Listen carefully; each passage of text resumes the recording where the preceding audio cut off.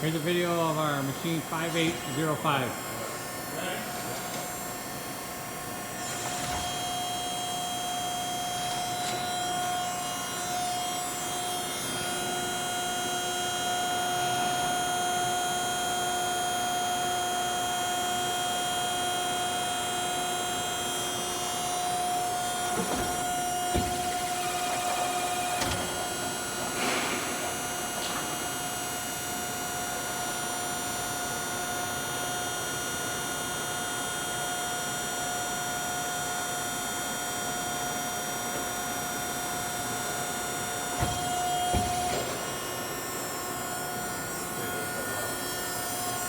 The ram plate is held on by two collars, half collars that bolt on the ram plate and snap around the cylinder.